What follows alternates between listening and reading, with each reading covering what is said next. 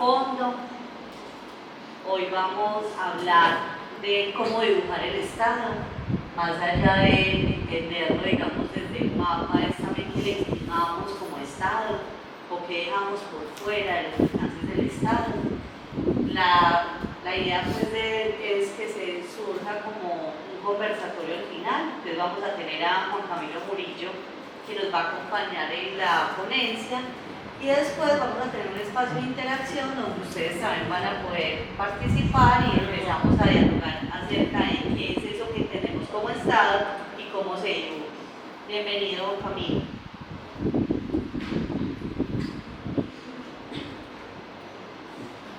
Hola, ¿qué tal? Buenos días a todos, gracias por venir.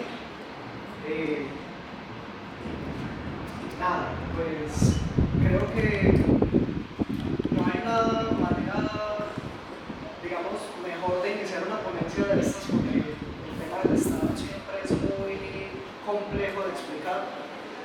Entonces yo creo que lo primero que voy a hacer es hacer 3 advertencias, como para que las tengan en cuenta, no se asusten.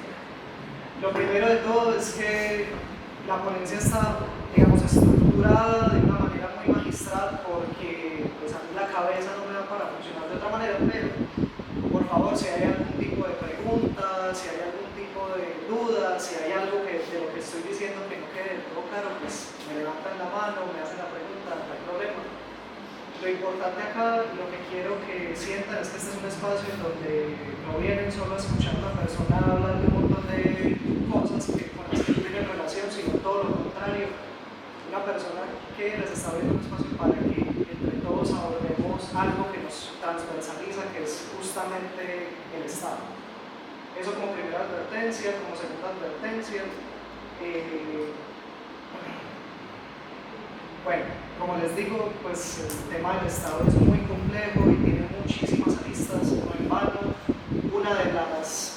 Uno de los textos, digamos, más interesantes y más trascendentales de los estudios del Estado se llama Notas sobre lo complicado que es hablar del Estado, de un antropólogo político que se llama Akhil Gupta.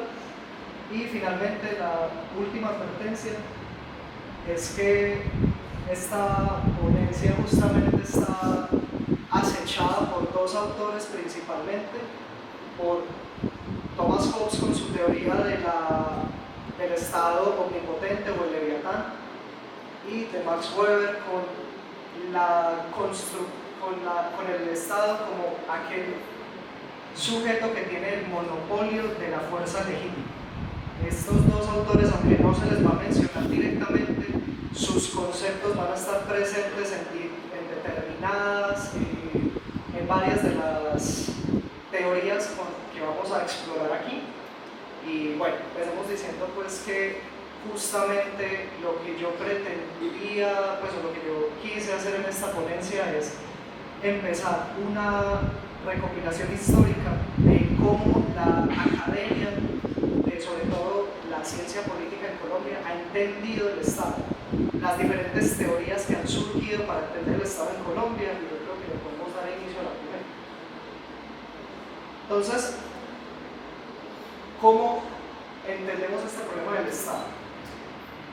Creo que es interesante poder empezar diciendo que como el Estado en muchas ocasiones es tan grande que se nos hace verdaderamente complicado poder absorberlo del todo, poder entenderlo del todo, quise en esta ponencia pues empezar mostrando una especie de ejemplo que nos permita, pues más bien unas imágenes que nos pueden empezar a permitir entender estas diferentes teorías.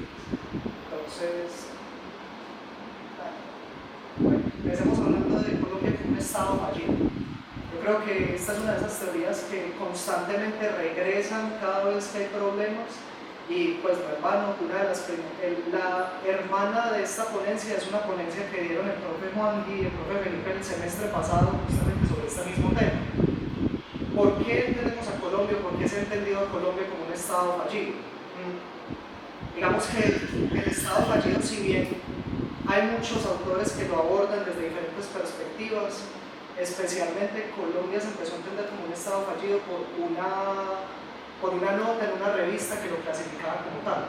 Básicamente decían que Colombia en tanto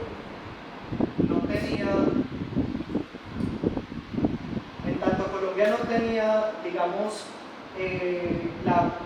no podía cumplir su principal función de prestar seguridad interna o externa, entonces empezamos a fallar con esos elementos que dicen que el Estado cumple o el Estado es Estado, sino que como no puede prestar seguridad, ahí empieza a fallar el Estado, que no tiene un aparato jurídico eficiente que resuelva problemas entre los ciudadanos, no en vano, en muchas de las ocasiones, bueno, yo no sé cuántos estudian Derecho aquí, creo que pocos, pero digamos, algo de lo que nosotros tenemos cierta cercanía es que justamente el Estado, justamente el aparato jurídico lo que busca es resolver los problemas de los ciudadanos, y lo que termina pasando, digamos, en la realidad es que los problemas de los ciudadanos se resuelven, digamos, por la vía de la autotutela, que entre otras palabras en muchas ocasiones está los machetes. Y finalmente, que no hay unos mecanismos de participación política, digamos, realmente eficientes que le permitan a toda la comunidad participar. Voy a hacer una anotación aquí. Esta visión del Estado era muy presente justamente en la transición política de la Constitución del 91. Entonces, digamos que vamos viendo que este tipo de visiones también se van quedando cortas para explicar el Estado, sobre todo en su contemporaneidad. Por ejemplo, hoy en día, en gran parte del territorio se pueden llevar elecciones libres, digamos, sin ninguna clase de problema o de situación de desorden público. Y finalmente, la prestación de servicios sociales como la salud, la educación, la infraestructura, incluso los bancos, que digamos, no están presentes en todo el territorio. Digamos, nosotros podemos imaginarnos que justamente la presencia de determinados servicios sociales es mucho más real y mucho más eficiente en unas zonas muy específicas del territorio, como lo que es, por ejemplo, el centro del país, dígase Bogotá, Medellín, Cali, pero que empiezan a dejar de aparecer entre más nos vamos tirando hacia, digamos, ciertas zonas externas del país. Pensemos, por ejemplo, en Chocó, pensemos en Buenaventura, pensemos en Urabá, por ejemplo, que a pesar de que sigue siendo una zona de uno de los departamentos más ricos del país, también es una de las zonas en donde menos servicios públicos hay, o acceso a estos servicios públicos. La siguiente teoría fue muy popular a principios de los 2000, fue muy popular a principios de los 2000 por una investigación que hizo la excongresista Claudia López con la Corporación Arcoíris. Ella quiso hablar del fenómeno de la parapolítica como una forma de que el Estado había sido usurpado. Entonces, ¿qué quiere decir que el Estado fue usurpado? Básicamente, que las instituciones del Estado terminan volviéndose fachadas para cumplir digamos, la necesidad impuesta por un actor ilegal. Entonces pensemos que, según la teoría de Claudia López en ese libro, y de las investigadoras de la Corporación Arcoíris, se entendía que la parapolítica era la demostración más clara de que Colombia era un Estado que había sido usurpado por los grupos ilegales, pero hay un asterisco ahí curiosito. Yo traje dos ejemplos para hablar de este tema justamente porque me parece que el ejemplo de Claudia López, si bien es muy interesante y si bien el fenómeno de la parapolítica está más que documentado y tratar de negarlo es una locura, no es un fenómeno lo suficientemente bueno para explicar esta teoría en tanto lo siguiente. Cuando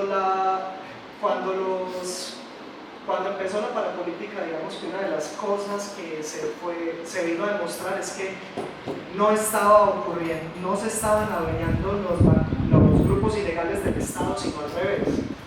Las personas que se escogieron a través de las maquinarias electorales de la parapolítica terminaron instrumentalizando los grupos ilegales justamente para poder llevar a cabo sus propios objetivos políticos. Entonces, no fue un Estado cooptado, se cooptó de manera inversa. Esto es uno de los asteriscos que propone el profesor Fernán González del CINEP, que es uno de nuestros autores de cabecera para este texto, para esta ponencia, perdón. Pero entonces yo no sé, yo quise ir un poco más allá. Entonces yo traje otro ejemplo que me parece mucho más pertinente.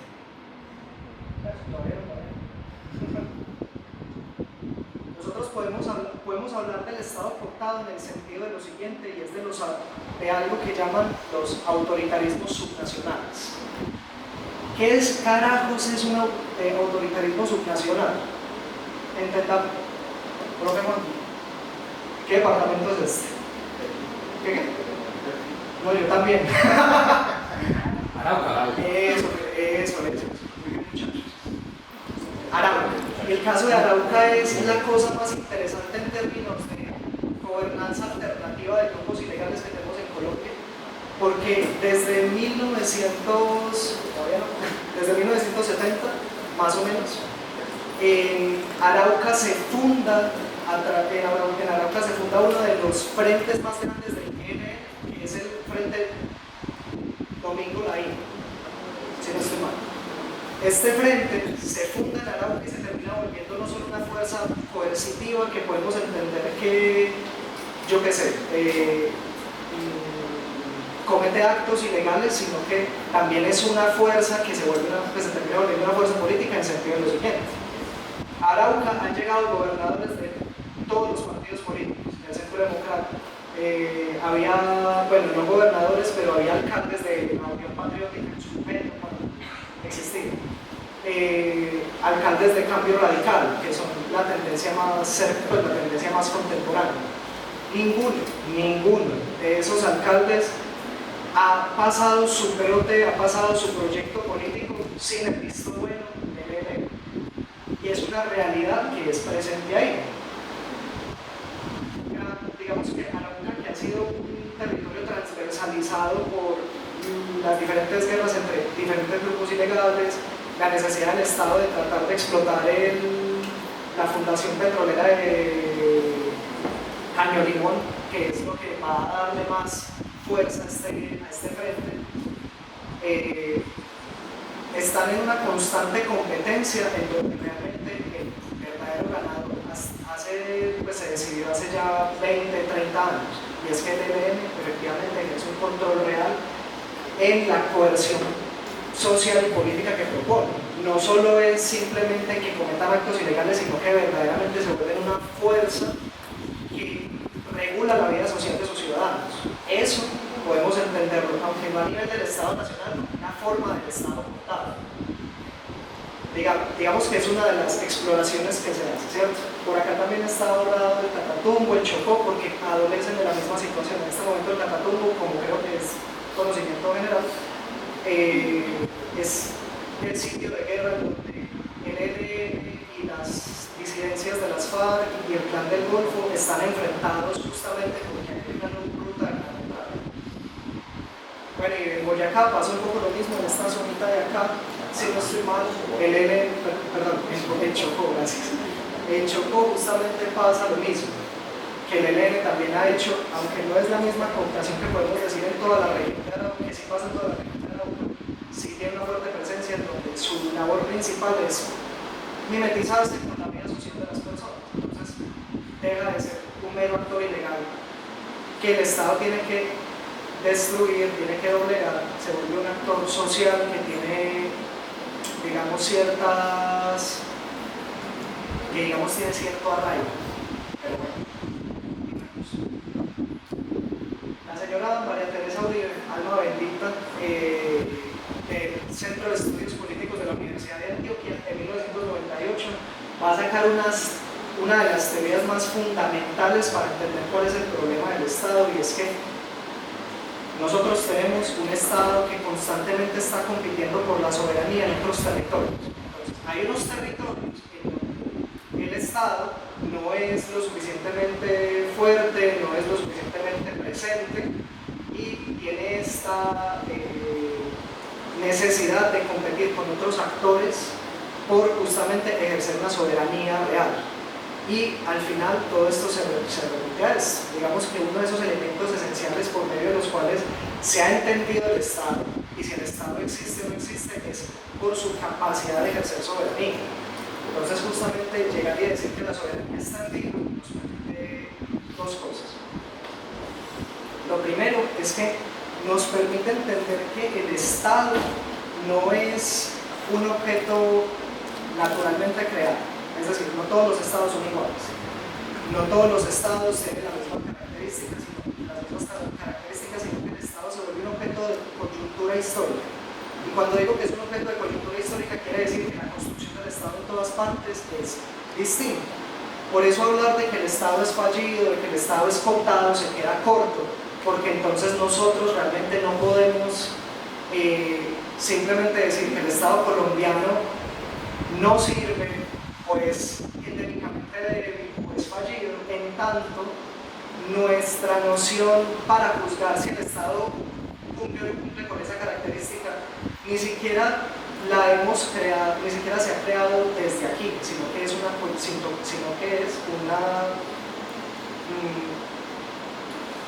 manifestación de estos elementos que se han entendido transversales al Estado, propuestos por diferentes academias, que no son nacidas ni en este cono ni en este continente, sino principalmente basadas en la construcción del Estado europeo. Entonces, por eso otra vez Max Weber y Thomas Hobbes vuelven ahí a perseguirnos un poco.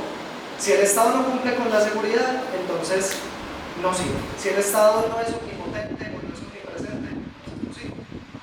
Pero es que en ningún momento lo ha sido. El Estado colombiano, al ser un objeto de coyuntura histórica, también ha tenido que enfrentarse, por ejemplo, con el hecho de que la competencia, esto lo dice Daniel Pecó en un libro que se llama, no me acuerdo cómo se llama, les quedo viendo pues. Esto lo dice Daniel Pecó, uno de los investigadores más interesantes que produjo la Comisión para la Paz, que tuvo la Comisión para entender por qué Colombia es tan violenta que se vio en el gobierno de Virgilio Barco. Daniel Pecó lo que dice es que Colombia no tiene una estructura fuerte porque las élites nacionales, las élites que manejan el gobierno nacional siempre han estado en constante competencia con las élites regionales. Entonces, si estamos siempre en constante competencia, pues justamente lo que va a pasar es que no va a haber un aparato, por ejemplo, nacional lo suficientemente fuerte para abarcar todo lo que es el Estado, sino que al Estado nacional le toca empezar a negociar con estas élites locales. Bueno, creo que acabo de hacer pues una respuesta un poco maestra. Por favor, díganme cómo vamos, si estoy bien, díganme una pregunta. ¿Todo claro? ¿Sí? ¿No? Bueno. Entonces, Luis, María Teresa Uribe, transversal para entender el problema del Estado en Colombia. Pues, entiendo una forma de transversal. A partir de las teorías de María Teresa Uribe y otras personas, pues otros grandes investigadores que obviamente no puedo mencionarlos todos, el CINEP y específicamente el investigador Fernán González van a proponer una teoría, y es que el Estado colombiano ojo con esa referencia, el Estado colombiano está presente de manera diferenciada en el espacio y en el tiempo. ¿Qué quiere decir eso? El Estado colombiano todavía no ha terminado de agruparse, se está construyendo. El Estado colombiano no ha terminado de agrupar a todo el territorio en la economía nacional, el Estado colombiano no ha terminado de tener presencia institucional de todas las instituciones en los territorios, porque entonces acá no solo es la presencia militar de la que estamos hablando, sino la presencia de los sistemas de salud, la presencia de los diferentes, organismos del Estado, de la capacidad de cobrar impuestos. Entonces, digamos que hasta ahora el Estado en este momento está construyéndose y poco a poco acoplándose en este proyecto nacional que llamamos Colombia. Y pues incluso el mismo Fernando González lo que dice, bueno, es que no es como que el territorio quiera separarse, no es como que la gente en Colombia quiera dejar de llamarse a sí mismo colombiano, de pertenecer al Estado colombiano, justamente lo contrario. La gente en Colombia está pidiendo la presencia institucional, constantemente están diciendo es que el Estado acá es ausente, es que el Estado no está presente. Y si el Estado estuviera presente, pues tendríamos más acceso a un montón de las cosas de las que carecemos en este momento. Pues, el abuelo. Doctor, yo pienso una cosa. El Estado colombiano está en construcción y es muy loable y es muy chévere. ¿Por qué razón? Nosotros normalmente dependemos de estados anteriores a nosotros como el europeo. Todo lo de nosotros es copiado mucho de Europa. Y el Estado colombiano es un niño al lado de los estados europeos. Nosotros tenemos 200 años sin Estado. Y estamos hablando de estados como Italia, Alemania, Inglaterra y por supuesto España, que es nuestra madre patria. Entonces, son estados que tienen 2-3 mil años de estar constituidos como Estado, como país. Y nosotros no tenemos. Ahí hay una cosa muy interesante, justamente que vos decís, es que nosotros tenemos esta noción de que justamente el Estado, en tanto la figura del Estado siempre es la misma. Entonces todos los estados tienen que buscar llegar siempre a un determinado punto final. Por decir, el Estado europeo es un gran ejemplo de ese punto final al que debemos llegar. No, es que el Estado tiene que tener ese bienestar. A pesar de que los estados de bienestar, por ejemplo, se fundan en la explotación de los estados latinoamericanos o en los estados del sur global. Entonces, claro, uno cómo puede aspirar a ser su explotador. Es una de esas cosas, digamos, complicadas que se da a la hora de entender el Estado. Y pues lo que simplemente podríamos decir es que hagamos con esto, es que el problema del Estado es un problema de implementación y en tanto se implemente bien, cuando se implemente bien, pues ya llegará la panacea, que es la presencia institucional de todas las instituciones en el territorio nacional. Celebramos, se acabó la discusión y no habría más ponencia. Pero yo todavía tengo 20 minutos más de diálogo. Entonces vamos a hacer un ejercicio. Perdón, una pregunta. Sí. Si eso está claro, si sabemos que el Estado por derecho es el que manda en todo el territorio, ¿por qué no lo hace? O sea, ¿cuál es el miedo a esos grupos? Pues algo de lo que dice María Teresa Uribe creo que puede responder la pregunta suya, señor. Es que no sé, no es la primera vez que lo veo, pero la cosa es que no es tanto el miedo, es que la forma en la que el Estado ha buscado combatir justamente a estos grupos por la vía militar. Bueno, hasta ese momento era solo hasta el momento en que aún María Teresa Uribe por la vía militar. Luego nosotros vamos a tener otras vías como el proceso de paz, pero ya vamos a hablar de eso en un momento. La vía militar, digamos, tiene una ineficiencia presentable, y es que derrotar al enemigo a nivel militar no lo derrota a nivel social. No combate al enemigo y su representación en lo que ya se logró arraigar, es decir, en estas comunidades. De nuevo, no es solo un actor militar que está presente, sino que también es un actor social presente. No quiero que se me malentienda, evidentemente yo no es que esté diciendo que los guerrilleros son un pan de Dios o que los paramilitares sean la solución final a nuestros problemas de seguridad, porque no lo han sido. Y justamente ese tipo de guerra, digamos, más social, les ha permitido acceder a un campo que el Estado colombiano no ha sabido enfrentar, Entonces, pronto yo le pregunto una cosa propia. Esto que le voy a decir no es algo que yo haya visto, es algo que me dijeron, pues es algo que me dijo uno de mis colegas cuando era estudiante, justamente del Chocó. Él me decía, es que De donde yo vengo, que no es la cabecera municipal, el ELN son las personas que dan trabajo, el ELN son las personas que dan seguridad, que solucionan los problemas entre los vecinos y que cuando hay alguien enfermo llevan medicinas, llevan comida. Entonces ahí hay una guerra que el Estado colombiano ciertamente no ha sabido llevar. Por eso la competencia de la soberanía va mucho más allá del control militar. No es tanto miedo, es que esa gente ya es el arraigo. Nosotros tenemos niños que crecen viendo a los combatientes del ELN como un modelo a seguir, por decirlo. Y si no son, lleguen como al narco. Porque el narco también tiene pues muchos entierros en muchas velas en este entierro. Gracias. Bueno, ¿algo más antes de empezar a hacer el ejercicio?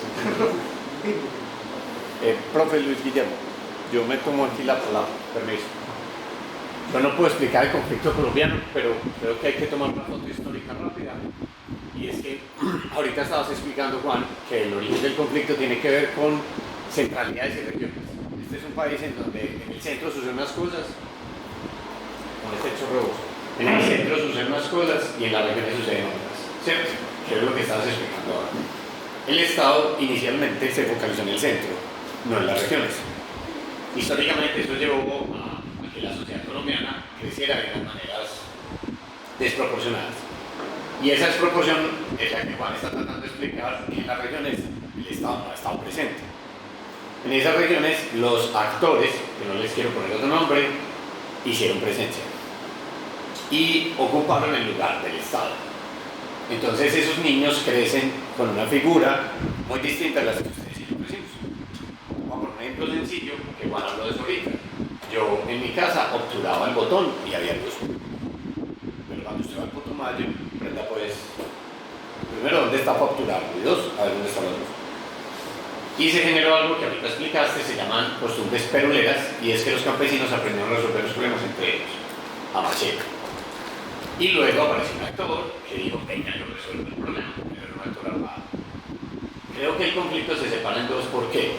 El conflicto, el actor armado primero era ideológico, tenía ideas políticas, perseguía las ideas, y eso llegó, pues en mi mirada, yo puedo estar equivocado, hasta más o menos 1989, por unos fenómenos internacionales. De ahí para arriba, esos actores armados cambian, porque ya no persiguen solo lo ideológico, sino lo económico.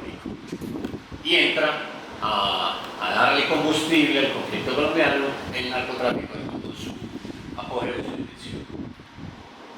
No quiero con eso decir algo que ahorita dijiste, que los actores armados no tengan una ideología, la pueden tener, pero tienen de fondo un fundamento económico. Y han ocupado un lugar en donde el Estado no ha estado presente. Y creo que esa es la gasolina de mucho de lo que estamos hablando.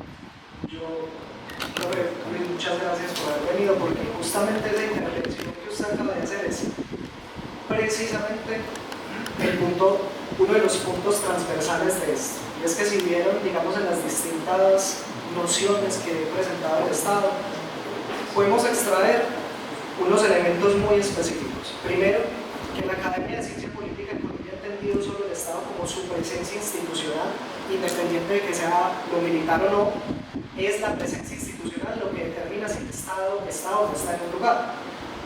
No en vano, el profesor Fernando González dice, es que cuando ya la presencia institucional sea total, vamos a terminar de construir el Estado. Pero es que no es solo eso, justo bueno, digamos que la propuesta que yo les traigo acá es la de que pensemos una cosa. Entonces, como yo siento que esto me va a permitir abordar otra cosa, voy a sacar esta diapositiva, bueno, veanla si quieren.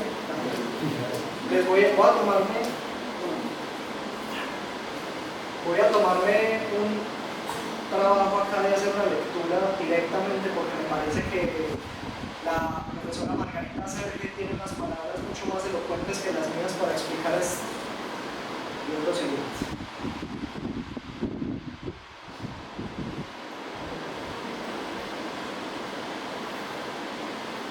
Lo que parece no tenerse en cuenta en esta discusión es la relación que estos poderes locales tienen con el Estado. De hecho, el Estado, lejos de estar conformado por un conjunto totalizador de instituciones abstractas, está constituido por las visiones, las prácticas y los intereses de grupos particulares.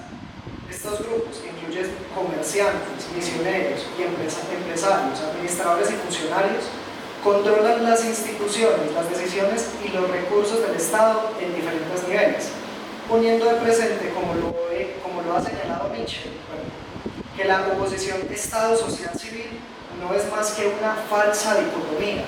Son ellos quienes tienen acceso a ser el Estado, a intervenir y a hablar en su nombre, y a definir su proyecto, y sobre todo a centralizar sus decisiones y disponer de sus recursos.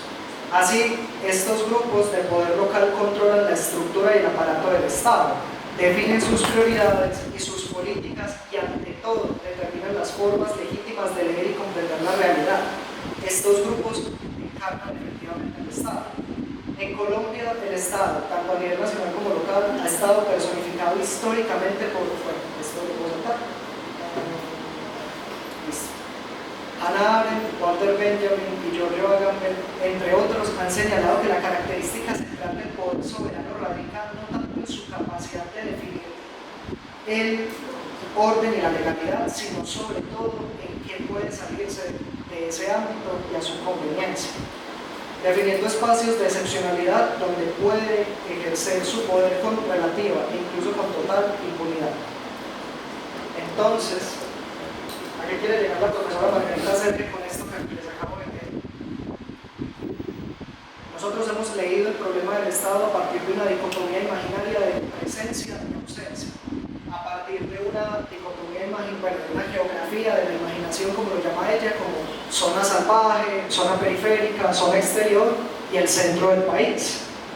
Esta geografía de la imaginación nos ha permitido constituir un mito casi que fundacional, y es que el Estado colombiano es ausente o que brilla por esa ausencia, cuando realmente en los territorios en donde el Estado pareciera no estar ausente, en donde el Estado pareciera no llegar, sí tenemos una presencia institucional militar y una presencia institucional que se ha caracterizado específicamente por no actuar como se actúa en el centro del país. Entonces, acá nosotros no estamos hablando solamente de institucionalidad, estamos hablando de una práctica de gobernanza o una práctica de Estado que nos indica que justamente el Estado colombiano tiene unas dinámicas particulares nacidas de una lógica específica. Creo que es muy pertinente regresar a la profesora María Teresa Uribe para explicar de dónde nace. La profesora María Teresa Uribe lo que habla en su texto es que el Estado colombiano ha estado tanto tiempo en guerra, en una situación de guerra, y ha tardado tanto tiempo en consolidarse, que las lógicas específicas mediante las cuales el Estado actúa o hace presencia o es representado son particulares de esa lógica nacida del conflicto armado.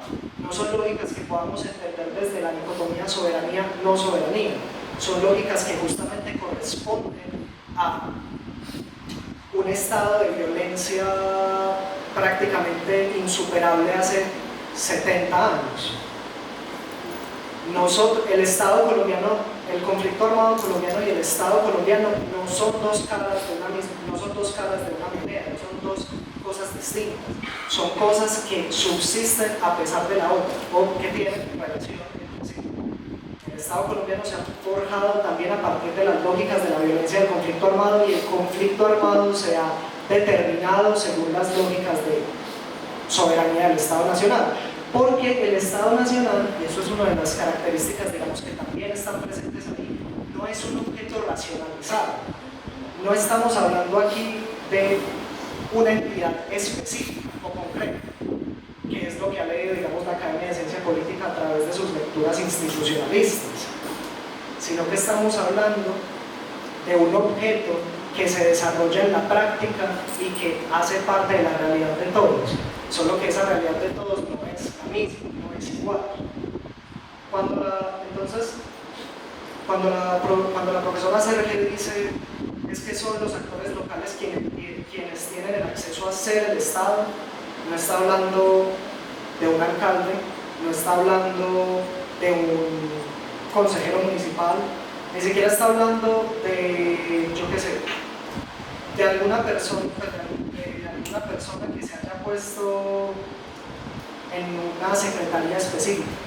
ella está hablando de un policía con su uniforme, con su bolillo, con su pistola. Ella está hablando de un notario, ella está hablando de un registrador, de personas que justamente en este momento encarnan el Estado y que dicen cuáles son las prácticas del Estado. No en vano, pues yo tenemos aquí, muchos no son abogados, pero digamos que muchos de mis profesores se quejaban de la jurisprudencia secretarial de los juzgados. Eso era una forma muy graciosa de decir que usted en un juzgado tenía que hacerle caso a la secretaria porque ella era la que determinaba si la demanda que usted estaba radicando pasaba o no pasaba al juez, independiente de la legalidad de lo que le estaba pidiendo o no. Si ella le decía a usted, ay, es que usted tiene que mostrarnos acá la designación de representación a su cliente, eso no se pide para radicar una demanda, pero de todas maneras ellas lo pedían. Y usted, si no lo hacía, pues no tenía acceso al aparato jurídico del Estado. Entonces, habiendo revelado, pues, si se quiere, la naturaleza mítica de la ausencia del Estado, y no solo su naturaleza mítica, sino también su propósito ideológico, porque es que eso también es el hecho de tener una geografía de la imaginación quiere decir que el Estado puede actuar impunemente, digámoslo así, en todo el territorio nacional, incluso para cometer actos que rozan o que son directamente ilegales. Habiendo ya hecho esto, entonces vamos a hacer un ejercicio. Vamos a pensar, bueno, vamos a reducir la mirada, vamos a dejar de ver el Estado nacional, vamos a empezar a enfocarnos en un lugar muy concreto. Hablemos de esta ciudad, hablemos de Medellín. La anterior. Medellín, ¿cómo se ve? ¿Cómo se ve el Estado? Estas fotos las tomó Henry Agodero. Estas son las fotos. Acá nosotros podemos ver personas trabajando, personas encachacadas, junto con un hombre completamente desnudo andando por la calle. Podemos ver imágenes que son propias de Medellín. Entonces, a ver, muchachos, cierren los ojitos, pues yo los pongo a escuchar algo. ¿Cómo se escucha Medellín? ¿Cómo se escucha?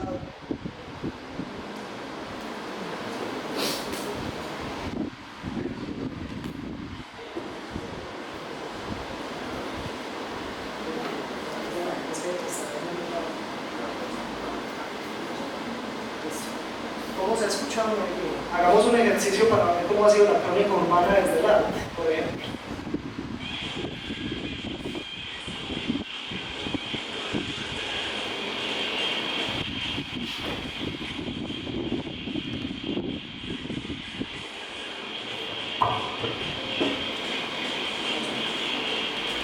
¿Cómo hemos representado Medellín a través del cine, por ejemplo?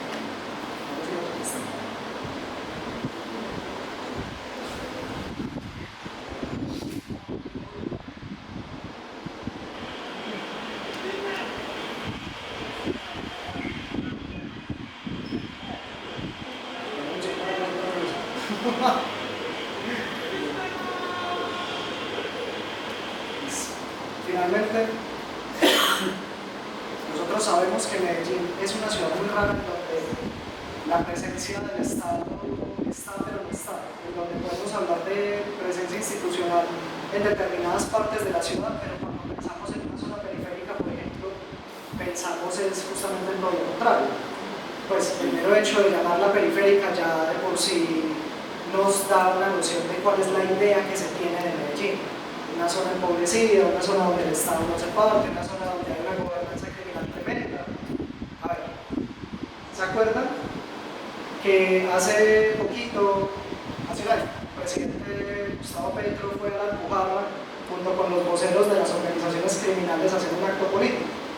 Y bueno, acá todo el mundo se rasgó las vestiduras y está bien, supongo que pues, cada uno tendrá su razón para ello, pero lo que hizo el presidente Petro, digamos que no es algo que las personas no hayan visto, algo que las personas que viven en esos espacios no hayan visto antes. Estos voceros de grupos criminales tienen justamente esa presencia en sus zonas, en las zonas en donde están. Tienen esa noción y esa puesta en escena de autoridad que les permite, a pesar de ser un actor ilegal, también encarnar el Estado. así como también pasa con el ELN, el ejemplo que les ponía de Arauco. Pero esto está pasando en el borde de la ciudad, en el borde del polo de desarrollo, de uno de los polos de desarrollo de Colombia. Entonces ni siquiera vemos que justamente esa dicotomía centralidad-exterioridad se acople a la realidad, porque es que la realidad es muy distinta, la realidad tiene más imaginación que uno. En ese sentido, estos actores ilegales también han dialogado con el Estado, han dialogado con todas las alcaldías, han dialogado con los actores sociales en el día a día, con los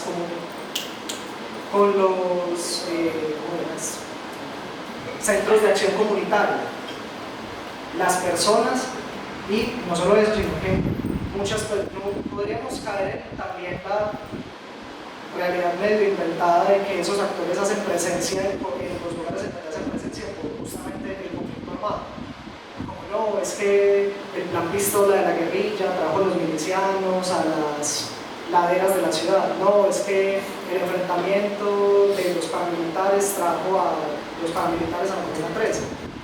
Pero no, es mucho más complejo. La profesora Elsa Oler en 2005, también profesora de la Universidad de Antioquia, plantea una cosa muy distinta, y es que justamente con la migración masiva de las zonas externas del país hacia lugares como Medellín, se fundaron barrios ilegales o barrios piratas, que los llamaban en ese momento asentamientos ilegales, que hoy en día pues que terminaron formando sus propios grupos de seguridad interna. Entonces estos lugares que eran muy susceptibles a que las personas robaran, a que las personas hicieran algún tipo de daño a la poca noción de propiedad que estas personas podían tener, pues empezaron a juntarse jóvenes de diferentes de estas zonas para justamente prestar ese servicio de seguridad que el Estado colombiano no prestaba, o en su caso, porque en el caso de las laderas de Medellín muchas veces trataba de eliminar, porque también la manera en la que se ha tratado de enfrentar ese fenómeno es desalojando a las personas. Entonces este fenómeno no se acopló, este fenómeno no es externo, este fenómeno se acopló, el fenómeno del conflicto armado se acopló a unas lógicas de violencia que ya se habían, pues, de violencia y de seguridad privada que ya se habían establecido en estos barrios. Entonces, ¿a qué vamos ahora? El profesor Jairo Bedoya del Instituto Popular de Capacitación, IPC, propone una cosa que me parece muy interesante, y es que Medellín ha sufrido de algo que llama el amalgamiento. El amalgamiento es justamente la manera en la que se acoplan las lógicas de la ilegalidad con la vida social. Por ejemplo, ¿quién de acá utiliza el GANA para recargar la cívica? Normal. Yo también. Y es que justamente el GANA nace de un sistema de chance ilegal. O sea, el GANA nació como una forma que tenían los grupos, digamos, ilegales de la ciudad de tener otro tipo de rentas, que no tuvieran que ver con el narcotráfico, que no tuvieran que ver con el sicariato, con el secuestro, con la extorsión, sino una red de chance ilegal. Y esa red de chance ilegal ha sido tan masiva y se ha masificado tanto que en Medellín la usamos.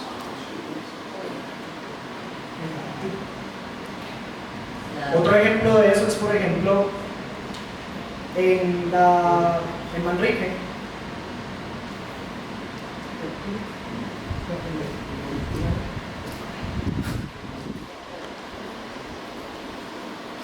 Entonces, en Manrique, si no estoy mal, en diciembre hacen una fiesta en donde cierran todas las calles. Truene video.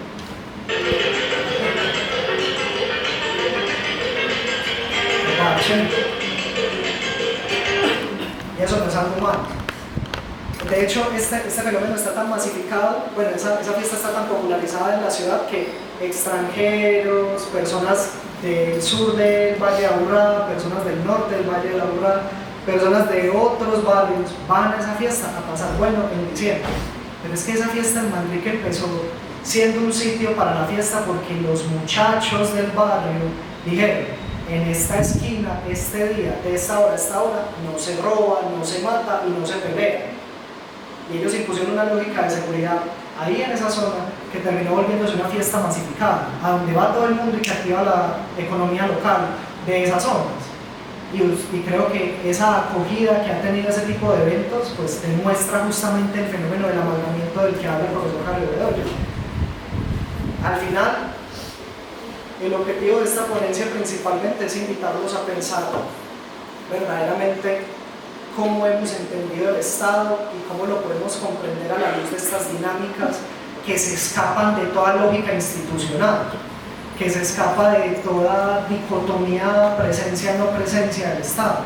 No, al menos la conclusión que yo tengo al respecto es que el Estado siempre es presente. El Estado siempre es presente a través de la acción o de la omisión, porque la omisión también es deliberada, la omisión también es concertada. Porque si ellos saben quién, o sea, la pregunta que de pronto muchos podríamos hacer es, bueno, es que si el Estado sabe quiénes son los cabecillas, ¿por qué no van por ellos? Porque es que acá en los años 90, cuando mataron al cabecilla que había, al patrón que había manejando los problemas del narcotráfico y determinadas cosas, lo que eso desató fue una ola de violencia tremenda de la que esta ciudad no se ha podido, a pesar de que lo ha tratado, de olvidar. Porque es que no es solo un asunto de llegar, dar bala y acabar hasta con el miedo de acabar con todos, sino que es un asunto mucho más profundo, es un asunto de que estas personas mantienen una suerte de orden debido a su arraigamiento en determinadas zonas. Y acá yo creo que pues nadie quiere vivir en un estado constante en el que siente justamente esa inseguridad, en el que todo está tan caliente, todo está tan peligroso, que no sabemos si nos van a poner un carro bomba, que no sabemos si van a hacer unas batidas de limpieza social, justamente. Entonces, bueno, hay otra diapositiva. Esa es la última. Finalmente, pues, a esto es a lo que los quiero invitar. El Estado no se construye desde el centro, nunca se ha construido desde el centro. Las lógicas del Estado y la presencia y la existencia del Estado se ha construido a través de prácticas dadas en las márgenes del Estado. La profesora Vinadas, antropóloga del Estado, antropóloga política de la India, propone que es que las márgenes del Estado justamente no es solo un espacio específico en donde el Estado tiene que restablecer el orden o no restablecer su orden, pero restablecer el orden no es solamente ir y hacer presencia institucional, sino que el Estado tenga cabida dentro de ese orden, que no se le niegue a pesar de que le toque negociar.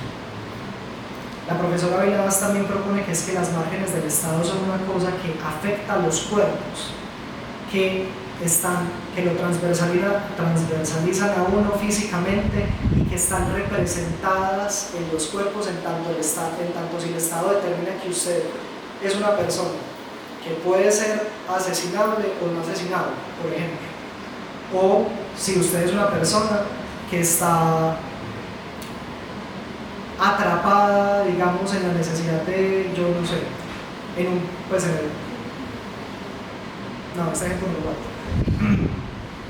En fin, la propuesta acá entonces es que no el Estado, a pesar de que suene muy chavo, no lo institucionalicemos.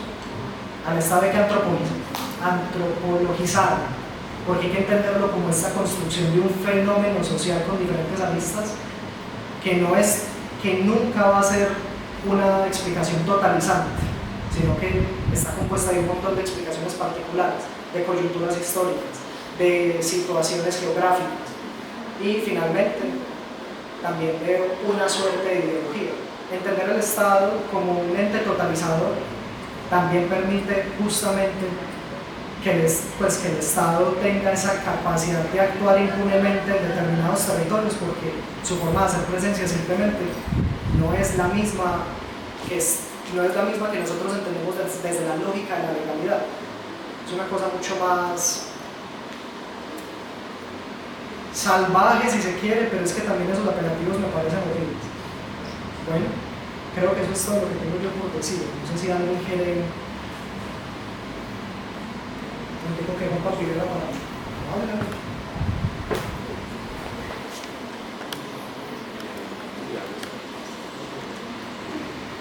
Hola. Camino, primero que todo, fascinante perspectiva que nos diste de cómo se debe entender el Estado, cómo lo debemos percibir, y al final concluyendo con que también la forma social en la que se tiene que ver el Estado, sino que la intervención que yo quería dar tiene que ver mucho una idea que se me generó desde la intervención que hizo una persona que estaba aquí, de eso que se escucha mucho en la calle, que es muy fácil acabar con el conflicto, de por qué no solo van a estas zonas, reparten bala a lo loco, por qué no solo, si saben dónde están, por qué no llegan a ese lugar de bombas, y es como, hay que dejar de tener esa perspectiva, digamos, tan militar, porque primero lo voy a abordar de una perspectiva del derecho, porque no quiero que esto sea como una intervención política, y se nota, pues lo siento, pero la política tiene que ver con todo. Pero es que yo escucho mucho en la calle de que ¿por qué Colombia no hace lo mismo que El Salvador? ¿Por qué Colombia no hace lo mismo que otros estados? Y es como que tenemos que volver a lo que tú decías al inicio.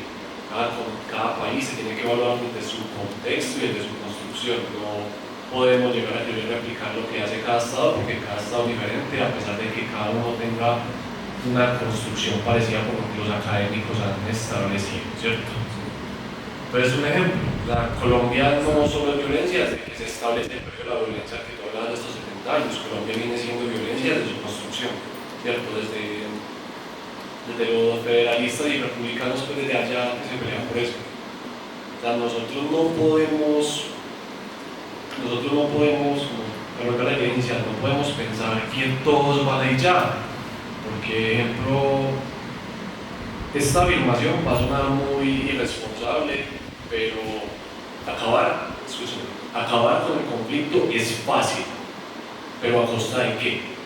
Porque podemos hacer como, digamos, El Salvador, podemos pasar, disculpen la expresión, por el culo todos los derechos humanos y acabar con el conflicto de una, inicialmente, pero es que no podemos volver a permitirnos hacer eso, sería derramar mucha más sangre, volver a iniciar otra vez un conflicto, algo que se vuelve un círculo vicioso de pensar que así se van a solucionar las cosas. Entonces, respecto a lo que mencionaste, Cami, la forma en la que yo tengo que ver el Estado también es desde lo social, desde cada contexto, desde cada perspectiva, desde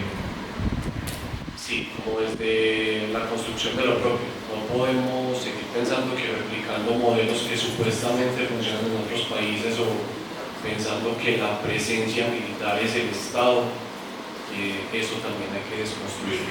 Y que, como final que mencionabas, que me parece irónico, que muchas realidades o muchas formas en las que los ciudadanos o las poblaciones se empiezan a comportar por la misma ausencia del Estado, son formas que al final al Estado le toca terminar replicando, ¿cierto? O sea, las poblaciones, debido a la ausencia del Estado, realizaron ciertas, digamos, ejemplo, las JAC o cierto tipo de soluciones que ellos mismos dieron, cómo el Estado también se sirve de estas mismas para después, digamos, poder institucionalizar, o sea, cómo la propia ausencia del Estado construye el Estado.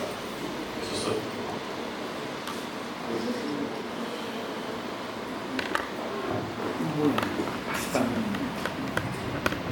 Aló. Yo quiero aclarar algo sobre el Estado colombiano. Mi generación es una generación con mucha historia, puesto que yo soy un hombre nacido en el año de 1941. Hagan cuenta. El Estado colombiano es un Estado, como lo diría ahora, demasiado joven, con muchos problemas. Los primeros problemas que se presentaron en Colombia han sido políticos. ¿Por qué razón? Porque Colombia empezó con dos partidos tradicionales. Hoy en día tenemos pluralismo político, que es una ventaja. ¿Por qué razón es una ventaja? Porque no es lo que diga don Pedro ni lo que diga don Juan.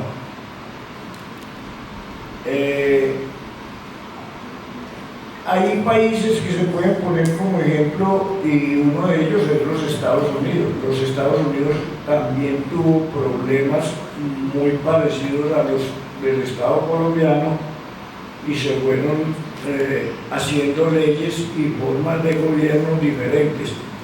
En Colombia es absolutamente necesario la descentralización. Cuando los Estados Unidos, por eso se llaman Estados Unidos de América, porque son autónomos los estados. Segundo,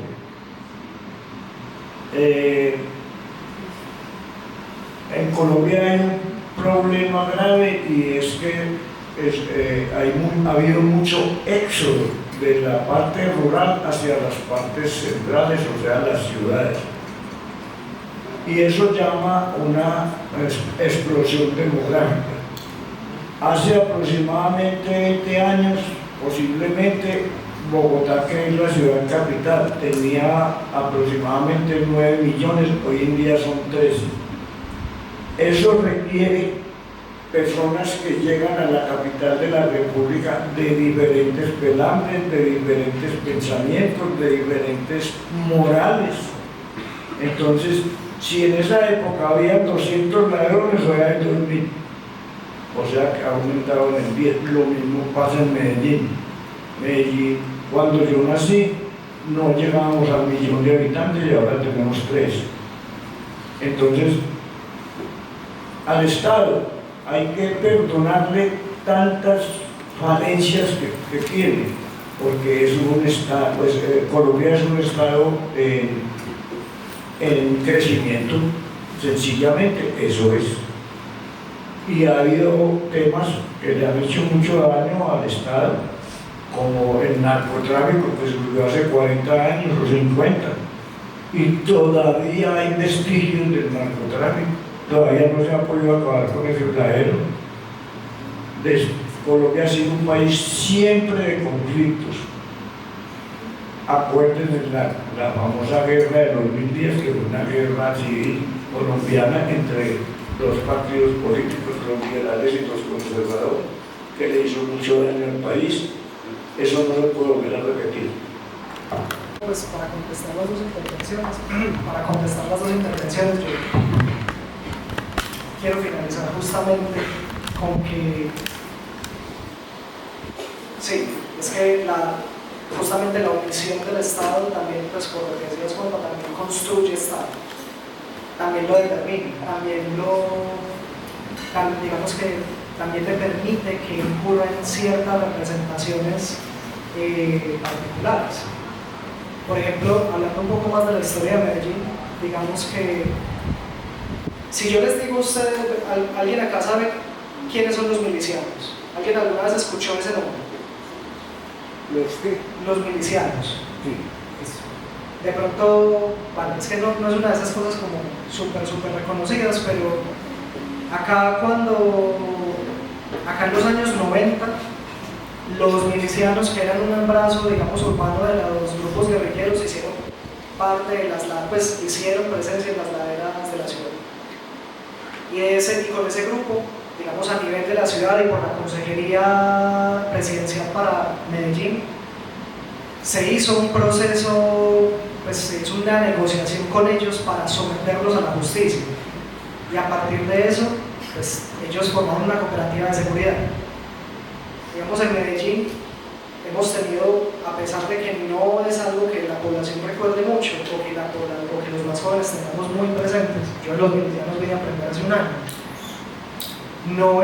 pues sí hemos tenido muchos casos en los que el Estado omite justamente la acción, omite justamente hacer presencia en los lugares o le es más fácil negociar, hablar con estos actores ilegales y ellos terminan volviéndose el Estado, terminan encarnándolo. Y luego, por la vía, digamos, del diálogo y todo eso, pues de alguna manera los terminan acoplando a la lógica legal de lo que entendemos como el Estado, sin solucionar verdaderamente el problema del arraigo de los grupos ilegales.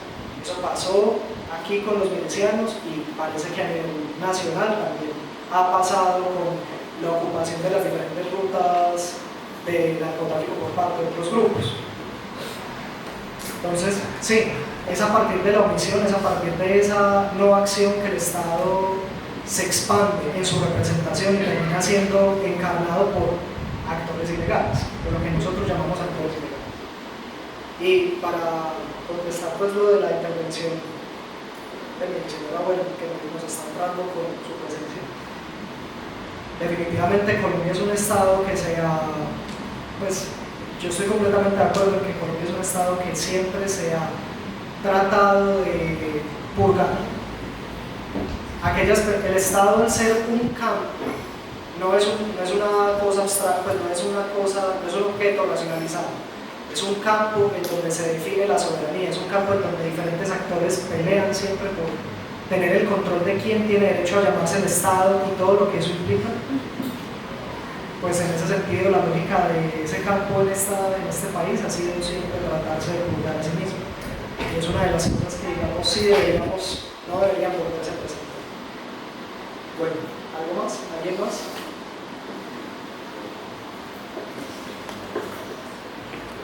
Es que soy terrible. Bueno, yo no me puedo ir sin decir esto.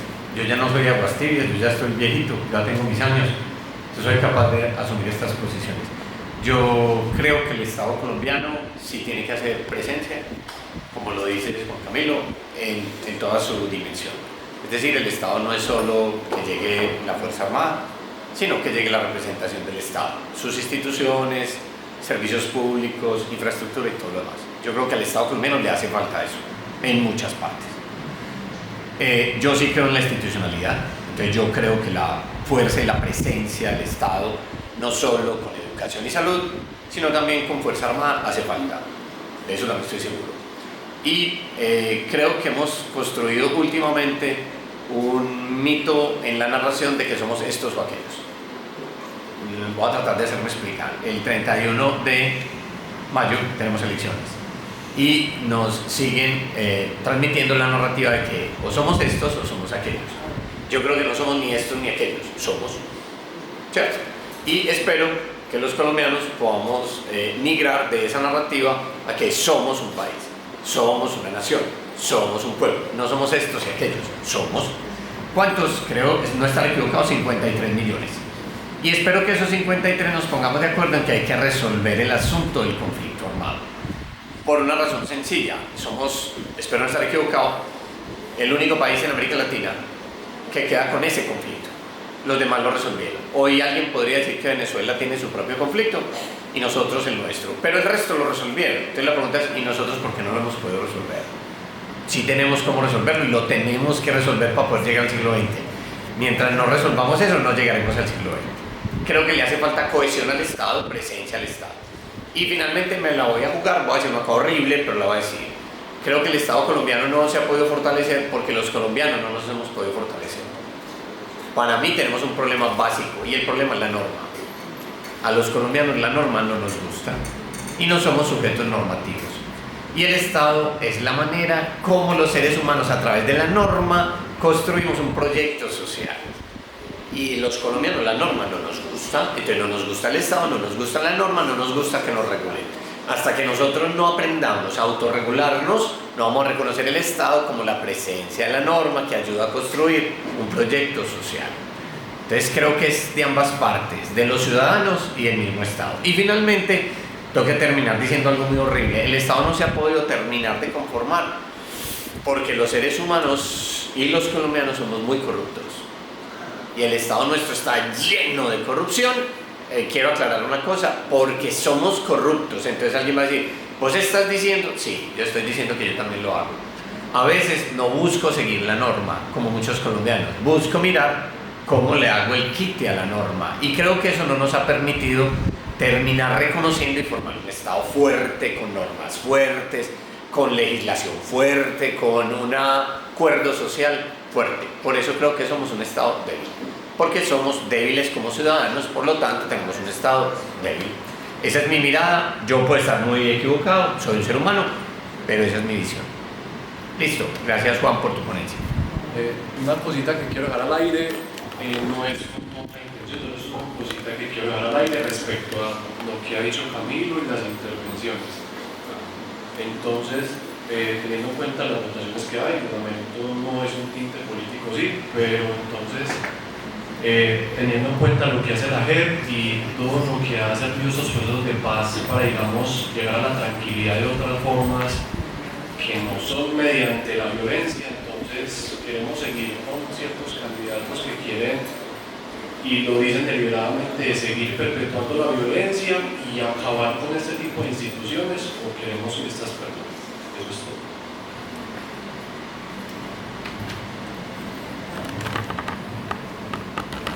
No, bueno, yo creo que pues creo que podemos dejar acá la ponencia. Yo, ¿cuánto vamos? ¿Sí? Ah, bueno, sí, yo creo que podemos terminar aquí. Muchísimas gracias a todos por asistir.